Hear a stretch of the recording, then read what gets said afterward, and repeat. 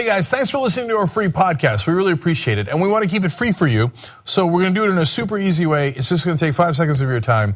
Go fill out the survey at tytnetwork.com/podcast survey. Super quick, and it helps us keep this podcast free. Thank you for listening and for participating. We really do appreciate it. Welcome to the Young Turks every day. I was going to say every day. Yeah, you're also welcome every day. Also, everybody, welcome to the show whenever you're watching, whatever day that is. You're not welcome on Tuesdays. No? That's the least welcoming of days. We're good on Thursdays, though. I'm Iadarola, probably. Maybe I'll mess that up. And I'm joined by Jayar Jackson. Middle seat. Middle seat. We let him on the show from time to time, but only in the middle seat. Well, he actually, tonight, he made a nice concession to me. Because they wanted me in the middle seat. And I said, hey, I hate the middle seat. And then, of course, we all hate the middle seat. Yeah, that's some trivia. Nobody likes sitting in the middle. So every time you see someone there, they're either the nice person at the table or the one we respect least. Or one of the two. Or. But Jayar was angelic in taking the middle seat. That was very nice of you. Thank you. And Mark Thompson on the show again, twice in 1 week. Always nice to see. Very cool. Wow. And we have got some big stories for you today. Obviously, I think you can guess what the lead story will be.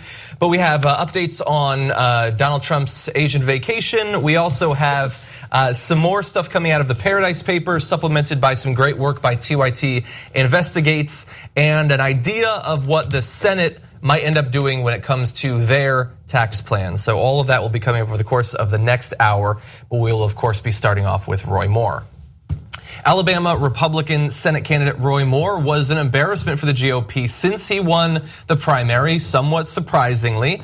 And all of that was before it was revealed that he apparently had a number of relationships with underage girls back in the late 70s and early 80s. And that has caused a number of prominent Republicans to denounce Moore, or sort of denounce him while leaving a lot of wiggle room, or quickly walk away from the person asking the question. So that you add all that up and it's a bad situation for the GOP. But we want to give you the details of what was revealed by the Washington Post today. So it turns out that back when he was a judge, there was a 14-year-old girl, Leigh Korfman, that was sitting outside of her mother, outside of a courthouse, because a custody hearing was going on, which is great context for this. He approaches the mom and the daughter and says that the mom can go inside to deal with the legal stuff and he will stay outside with the child, which is very nice of him. Unfortunately, he had an ulterior motive. Alone with Leigh, Moore chatted her up and asked for her phone number. Days later, he picked her up around the corner from her house, drove her around 30. I noticed that she was around the corner from her house, not at her house. That's interesting that's how he set that up. Drove her about 30 minutes to his home in the woods, told her how pretty she was and kissed her. On a second visit, she says, he took off her shirt and pants and removed his clothes.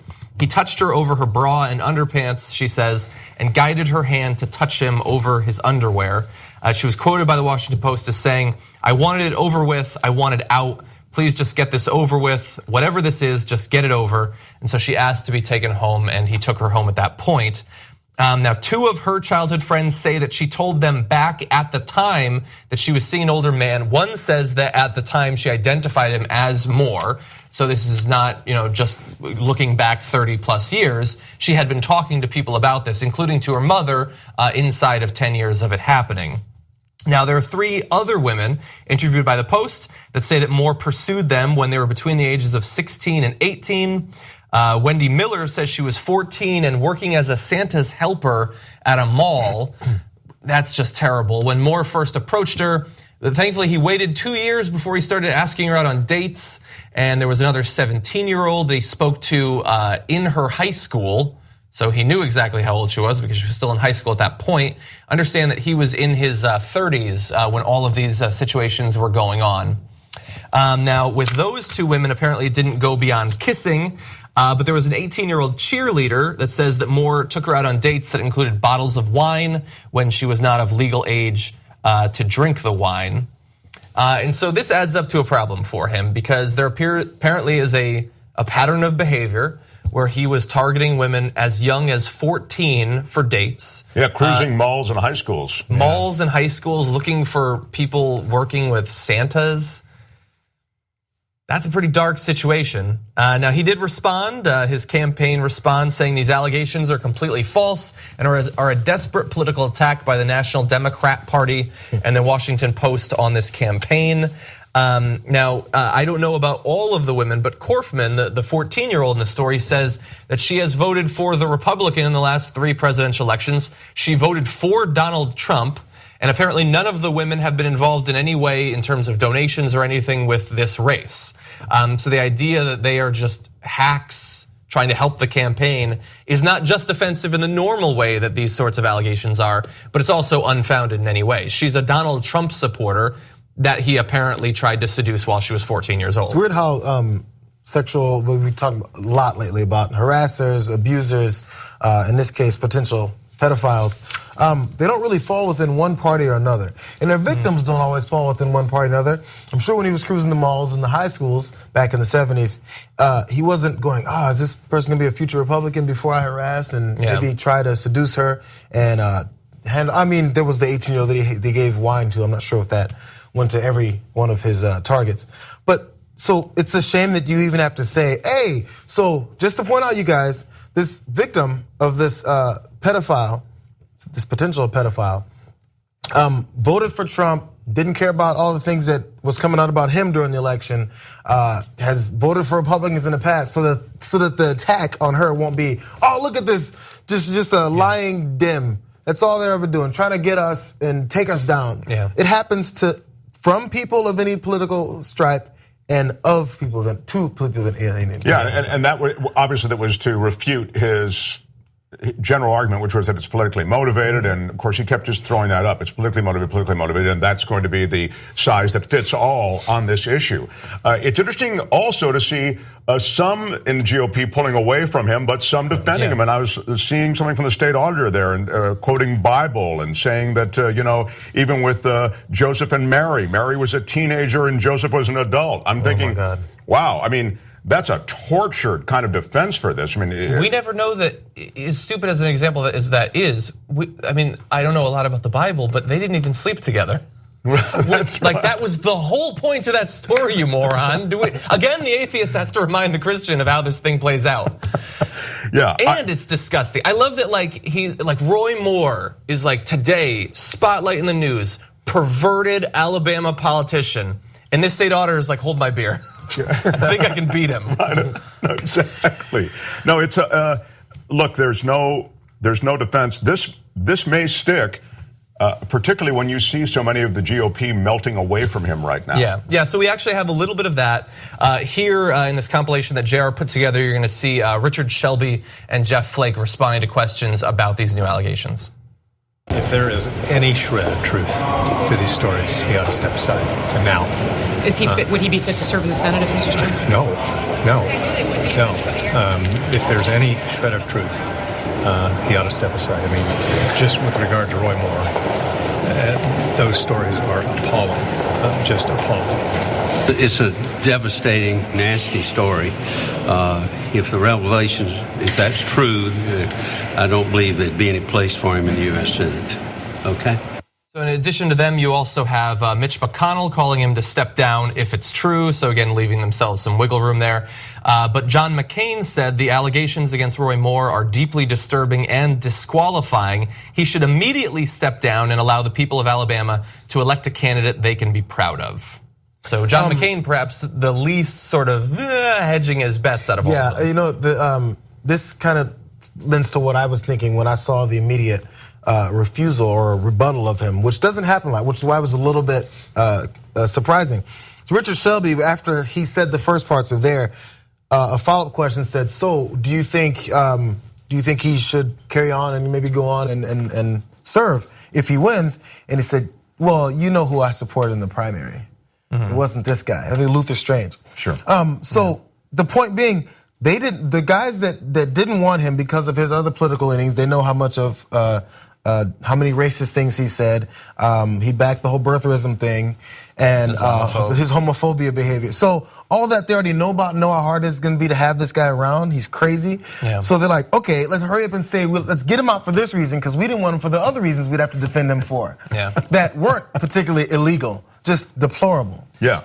Yeah, although, and again, it's good to see them actually coming out against him for the most part. And again, I'm gonna have one or two that are pretty bad of people defending him, but they are coming out against him. But in the wake of the Access Hollywood tape, some prominent Republicans denounced Trump and now enthusiastically work to advance his agenda every single day. So these sorts of denunciations only go so far. It is weird, by the way, Johnny, that politics is that one space that sort of you don't know which way it's going to fall. I mean, you know, show business, everybody's pulling movies and reshooting films, and guys are losing their jobs and are closing down studios and declaring bankruptcy at the first whiff of sexual harassment, and certainly these rape allegations as well. But here, as you mentioned, the Access Hollywood tape, we end up with the President of the United States. You know, it just, you're not sure how much will stick. I think Jayar makes a great point when he talks about the fact that it may be the extremism here in Roy Moore that is, he hasn't made a lot of friends along the way that may hurt him also. Yeah, maybe. And I noticed one of the first things that came out about this, I think they actually tried to beat the Washington Post to publishing this. Somebody tipped them off, but Breitbart put an article as a part of several articles about that this is a hit job, basically, and they defended his relationships with most of the women, saying he's just being romantic and stuff like that. There's nothing immoral about, you know, habitually trying to date people who are 47% as old as you. Now they I love that you did the percentage. That's quite impressive. I'm probably wrong. And then they got to the section with the 14-year-old, and they didn't even comment on that. They just linked to the Post section on it and then moved on to other stuff. And so the 14-year-old is indefensible. It's indefensible. And so this is the outlet that pushed the Pizzagate conspiracy, amongst others, was so concerned about pedophilia in Washington, now working, getting out as fast as they can to run interference for a guy who apparently was a serial pedophile back in the 70s. So the reason that they think this is all politically motivated is because this is a card that they play a lot of times. Let's just go ahead and bash anyone by any way we can, something completely embarrassing or even something that most people actually accept or other people have done in normal relationship situations. But let's just put that stuff out there and maybe destroy them. So when it's something that's actually really bad, they say they're out to destroy me. Everybody's out to get me. No one has been treated, I think this was this particular one. No one has been treated as badly as Roy Moore has. No politician in history, except your boy, the president, said the same thing already. Exactly, yeah. At some point, there's only one who's treated worse than everyone else. Actually, could you get ready to jump ahead to graphic 14? I want to turn to another angle on this. Obviously, Roy Moore in a lot of trouble because of what he has alleged to have done.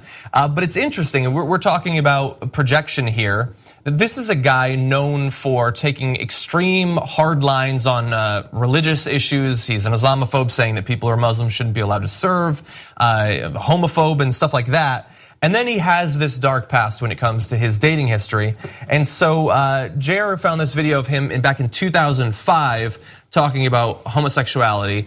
With what you know now about his behavior, let's listen. We need to talk about a relatively new show called the Republic, or UNFTR. As a Young Turks fan, you already know that the government, the media, and corporations are constantly peddling lies that serve the interests of the rich and powerful. But now there's a podcast dedicated to unraveling those lies, debunking the conventional wisdom. In each episode of On the Republic, or UNFTR, the host delves into a different historical episode or topic that's generally misunderstood or purposely obfuscated by the so-called powers that be, featuring in-depth research, razor-sharp commentary, and just the right amount of vulgarity. The UNFTR podcast takes a sledgehammer to what you thought you knew about some of the nation's most sacred historical cows. But don't just take my word for it. The New York Times described UNFTR as consistently compelling and educational, aiming to challenge conventional wisdom and upend the historical narratives that were taught in school. For as the great philosopher Yoda once put it, you must unlearn what you have learned. And that's true whether you're in Jedi training or you're uprooting and exposing all the propaganda and disinformation you've been fed over the course of your lifetime. So search for UNFTR in your podcast app today and get ready to get informed, angered, and entertained all at the same time.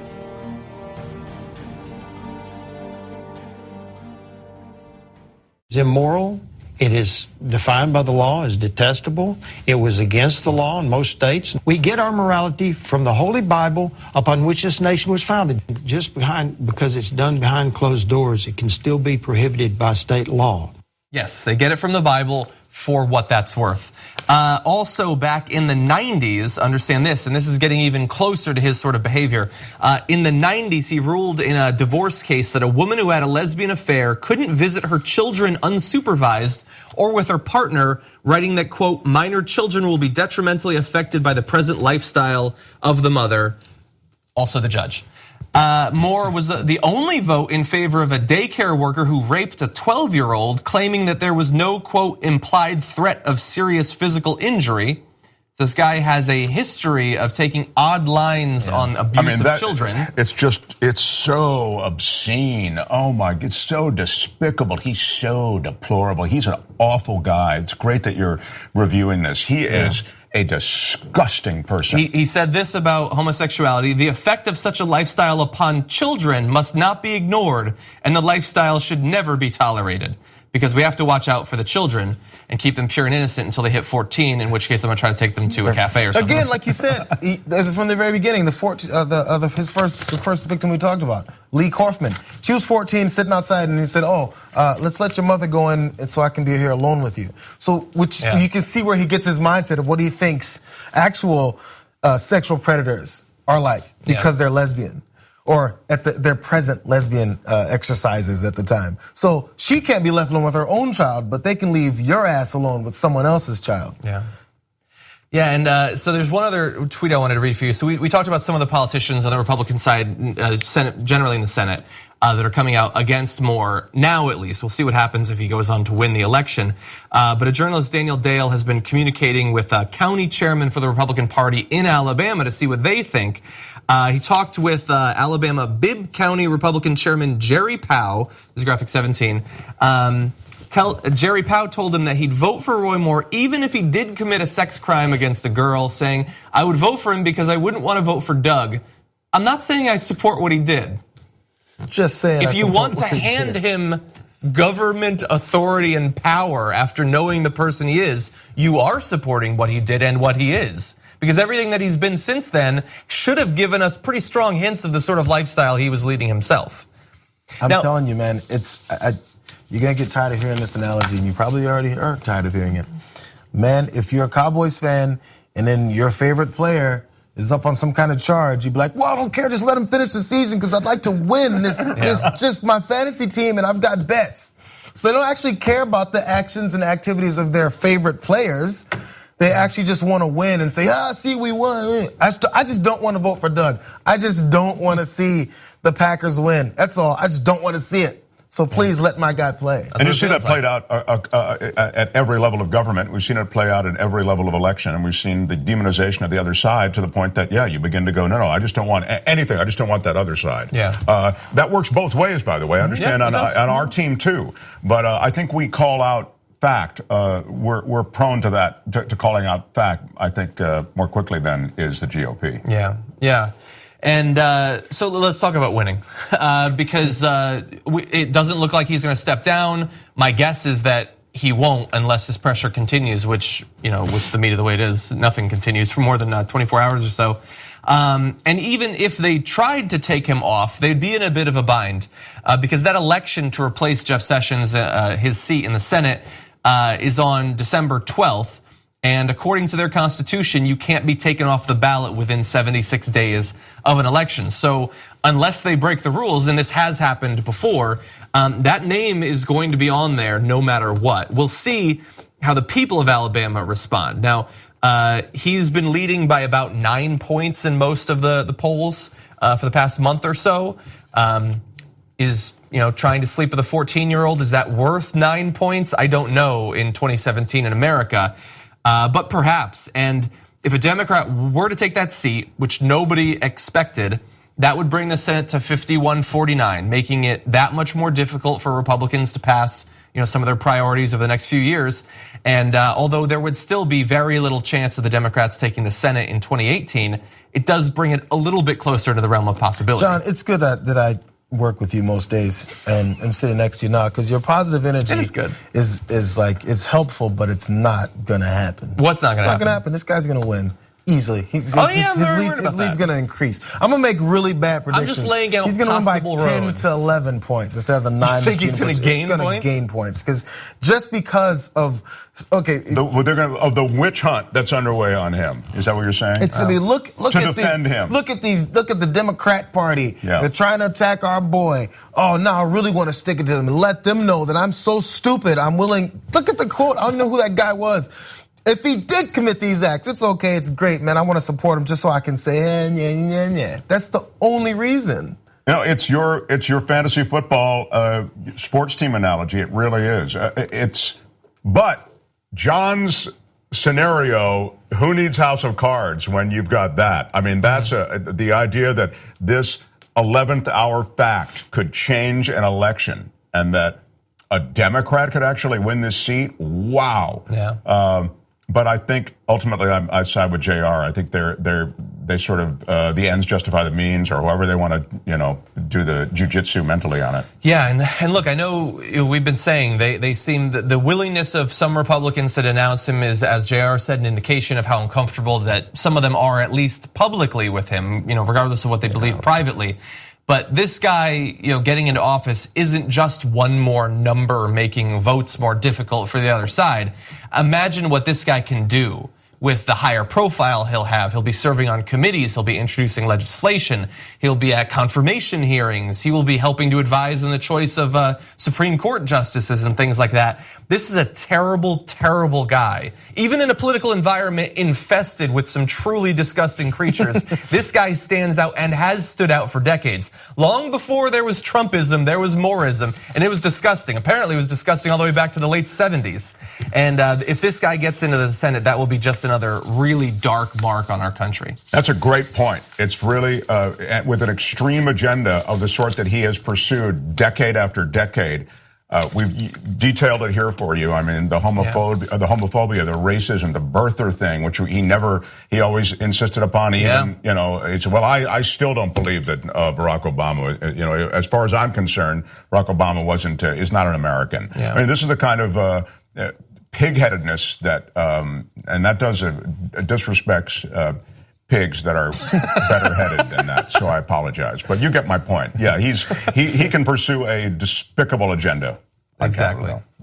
Mark Thompson, noted pig defender. Anyway, we're going to take our first break. What's up? In more ways than one. Exactly. He stands up for animals. He does, and we need to. We're going to take our first break. When we come back, what has Donald Trump been up to in China now? We're going to try to find out. We'll see if we have any success after this. Hey guys, welcome back to the second hour. Grace Baldridge, Hassan Piker, Thompson. This is going to be fun. I just realized I hadn't been on a show with Hassan in. It's been probably it's been a very long time. 6 months, which we used to hit Pop Trigger every morning together. Oh, sure. And then I got cut. And then he got hard cut. I got a hard cut from Amir, the executive Sounds like producer. There's a good story there. Well, the problem is that I was threatened by his masculinity. I need to be the most masculine person on every panel I'm on, and that's why I'm wearing flannel. And he's wearing a Hawaiian Many of you shirt. don't know this, but Grace is the definition of toxic masculinity. Oh my gosh, you're crazy. Well, we have a lot to get into today. We're going to be talking about more allegations of sexual misconduct and assault coming out of Hollywood. We're going to be talking about Chance the Rapper. I know that's something that Hassan is eager to talk about. Twitter verification is verification validation. That's going to be a conversation. And then we also have some news coming out of TSA that is a little disheartening, and reasons why we can say fuck on French radio. No. So with that said, let's just jump right into this first story. Today, the New York Times released a report detailing allegations of sexual misconduct by comedian Louis C.K. It is a detailed report. They spoke to a number of women. In part, what they are saying is now, after years of unsubstantiated rumors about Louis C.K. masturbating in front of associates, women are coming forward to describe what they experienced. Even amid the current burst of sexual misconduct accusations against powerful men, the stories about Louis C.K. stand out because he has so few equals in comedy. Louis C.K. is a huge comedic titan. Now, when the Times reached out to Louis C.K.'s publicist, whose name is Louis K., they said Louis is not going to answer any questions. Also, the Thursday premiere of his movie, I Love You, Daddy, was abruptly canceled. This also raises some questions about the anecdotes that Louis C.K. tells in his own comedy. Some are pointing to the questionable material that is in this movie that was premiering, I Love You, Daddy. There are a lot of stories. One of those stories comes from comedian Rebecca Corey. Rebecca tells her story about how she was on set for a 2005 pilot with Louis C.K., and he approached her asking if he could masturbate in front of her. Now, when she said no, and also reminded him that he had a daughter and a pregnant wife at the time, he just said that he had issues. And then this is what she says happened next. Word quickly reached the show's executive producers, Courtney Cox and David Arquette, who both confirmed the incident. What happened to Rebecca on that set was awful, Ms. Cox said in an email, adding that she felt outrage and shock. My concern was to create an environment where Rebecca felt safe, protected, and heard, she said. They discussed curtailing the production. Ms. Corey decided to continue with the show. Things were going well for me, Ms. Corey said in the statement, and I had no interest in being the person who shut down a production. A lot of what you're hearing in this report is women with experiencing fear of speaking out because this is such an incredibly powerful figure in Hollywood, also represented by a very powerful manager in Hollywood. The article calls out his manager, Dave Becky, who certain women say tried to silence them from sharing their story. Dave Becky, Louis C.K.'s manager, wanted them to stop telling people about their encounter with Louis C.K. Lee Kernis, one of the women's managers at the time, confirmed on Thursday that he had a conversation in which he told Mr. Becky that Louis C.K.'s behavior toward the women had been offensive. Mr. Kernis also said that Mr. Becky was upset that the women were talking openly about the incident. Now, when the Times reached out to Mr. Becky, he said that he doesn't recall the specifics of this conversation, which took place between two comedians, a Ms. Goodman and a Ms. Wolof, but he did know that he never threatened anyone. So he's come out saying that that is not something that he did. He right now represents Kevin Hart, Aziz Ansari, Amy Poehler, as well as a number of other comedic performers. So that's something that they want to point out when it comes to the abuse of power in the industry and people that were complicit in this. Tig Notaro is a comedian whose Amazon series One Mississippi lists Louis C.K. as an executive producer, and she has spoken out against Louis C.K. She says, in part, sadly, I've come to learn that Louis C.K.'s victims are not only real, she said by email, but many are actual friends of mine within the comedy community, like Ms. Corey, who confided in her. She said, I think it's just important to note that Ms. Notaro is coming out and speaking because the comedy community is so insular and protective, and it is important that we celebrate these voices that are coming forward and standing with the women. Now, people are wondering, what is Louis C.K. saying? Now, he hasn't released a statement as of this taping, but some women are saying that after the fact, he did apologize to them, but those apologies have some troubling implications. For example, Ms. Corey says that she received an email from Louis C.K., which then followed up with a phone call from Louis C.K. apologizing for his behavior in 2005. This took place in 2015. She says when he phoned her, he said he was sorry for shoving her in a bathroom. Ms. Corey replied that he had never done that, but he had instead asked to masturbate in front of her, responding in a shaky voice.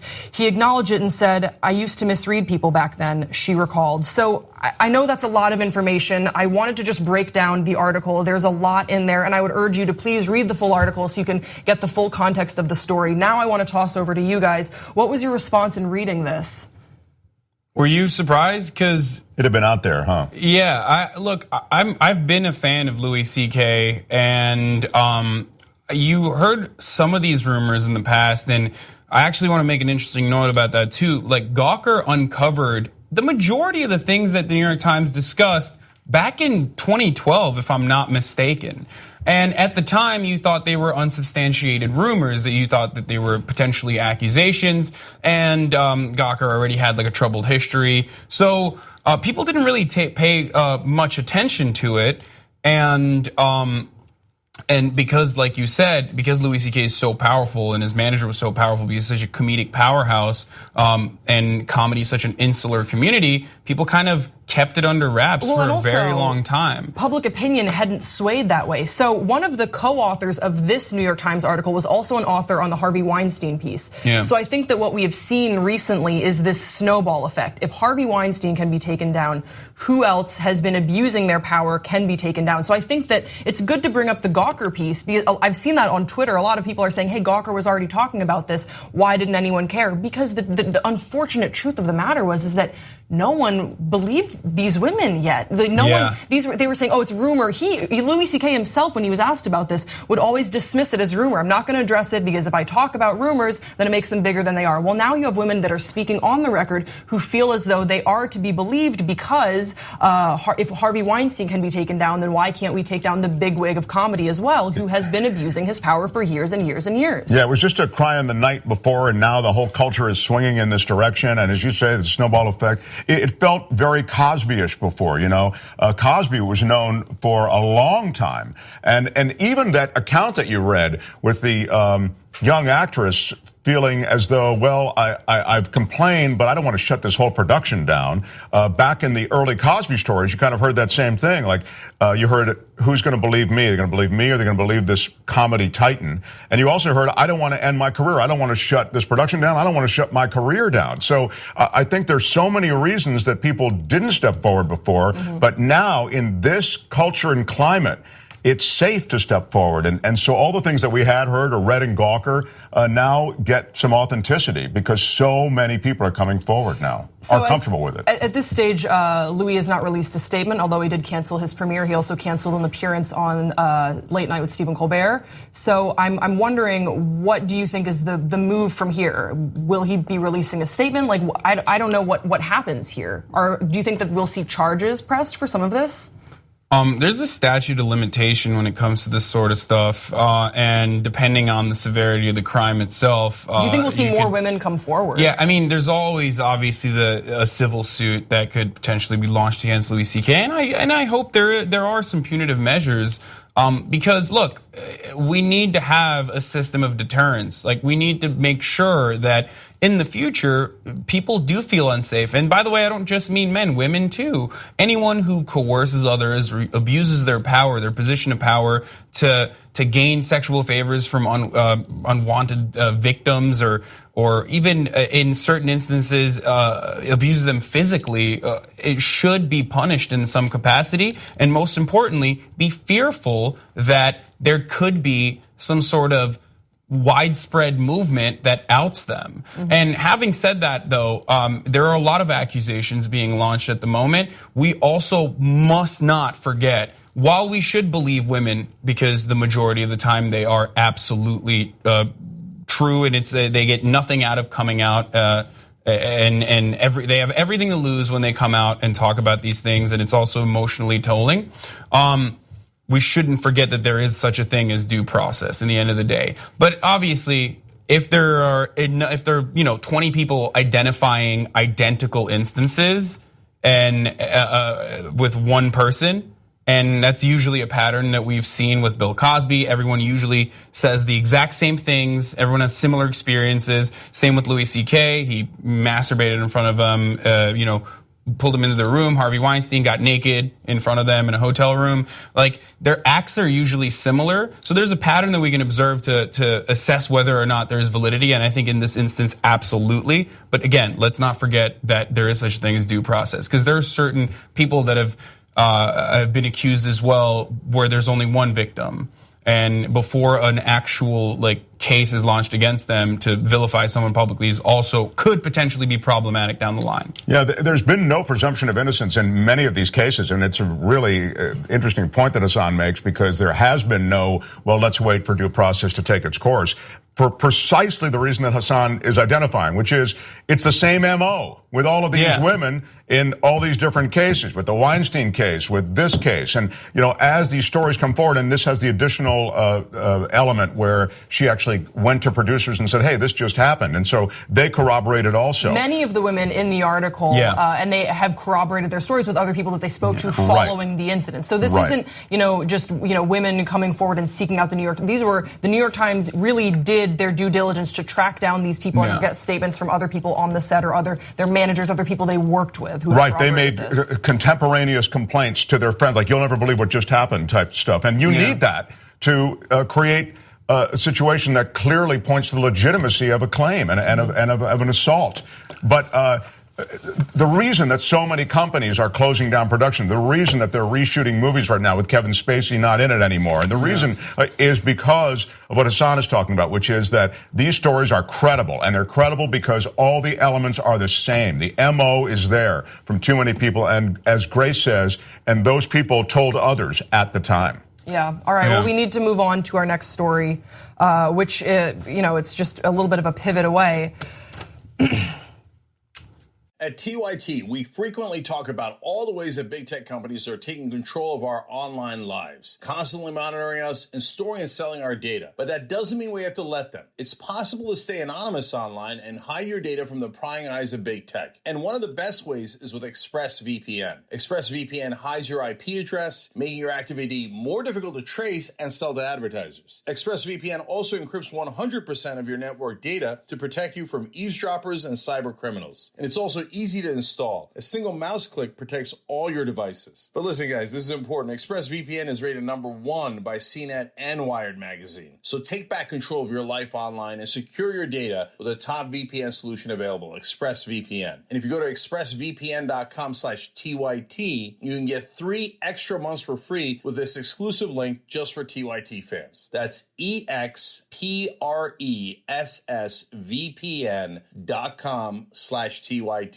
Check it out today. Terry Crews has filed a police report alleging sexual assault by a high-level Hollywood executive. This has been confirmed by the Los Angeles Police Department. Since Cruz's alleged incident occurred last year, it is within the statute of limitations for sexual assault in the state of California.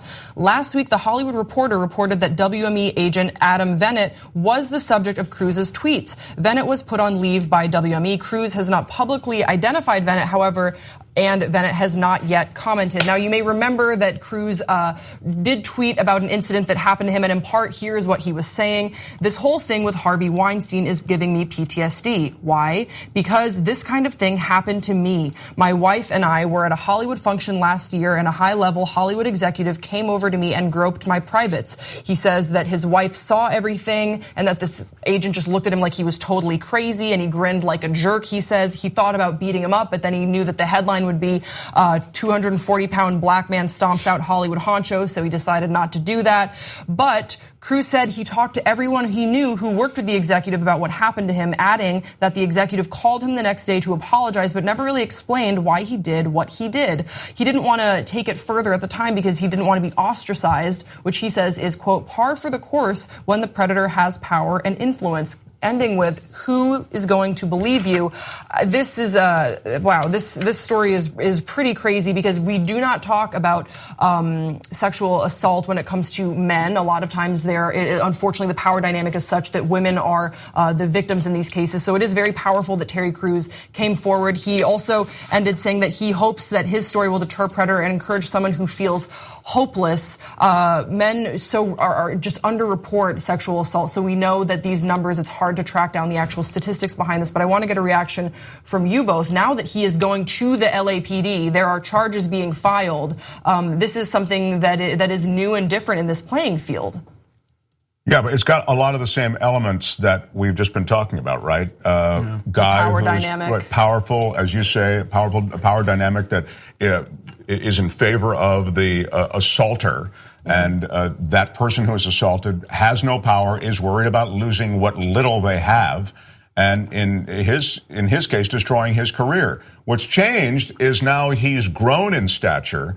And as Grace mentioned before, the atmosphere has changed. And this Weinstein even notes the fact that with the Weinstein allegations coming out and there being more discussion of this, he felt, wow, I want to step forward my story because I'm getting flashbacks about this and it's pretty ugly. Yeah, making this as unsafe as a space for predators as possible is one of the really overwhelming positives that's come out of this really gross situation. I mean, and By the way, I want to also acknowledge for the previous story and this one, the bravery of people coming out, because I mentioned before already, but they have literally everything to lose and nothing to gain from coming out and talking about these. And we have seen in the past people not believing the victims that do end up coming out. So it's good that, like I said, I'm a big dude too. Like I'm 6'4", I'm also 240 pounds, and I've been groped before. And obviously everyone has a different way of dealing with it. For me, it was a different experience. Like I was confused by it, obviously, and I think you might even remember, I discussed this event with you too. Another friend of ours from the same dude, the same night, Will, also was somewhat assaulted in a similar fashion. And what did you do? Just ignore it? Well, I told the person multiple times, like, back off, no, like, I don't want to be involved in this, and then he continued to do it, so I just left, not realizing that he would continue to do it. But what I learned from that story is that in that instance, if you don't deal with it or if you don't inform people, then he can go and commit the same things on other people as well, the unsuspecting victims in that same instance. So it does happen to men as well, and I guess there's such a stigma around men talking about it. So I think that it is really bold and brave of Terry Crews to come forward and sort of say, all right, I will be the first person to say that this happens to men as well. We need to acknowledge that there is a problem in this industry. It does disproportionately affect women, but men are not excluded from these numbers. Yeah. And I absolutely celebrate him for doing so. Again, we can't stress this enough. You have everything to lose and nothing to gain by coming forward. It's incredibly difficult for these people to do so. What I think is going to be really interesting to see is now that there are charges to be filed, and at the time of this reporting, the LAPD has not responded to a request from Business Insider on the specifics of what they will be investigating and looking into, but that there were charges filed is, I think, an important step in just dissuading predators from furthering what was a very toxic culture in this industry. Look, and by the way, in these instances, it's hard to even have a dialogue about what men might be feeling.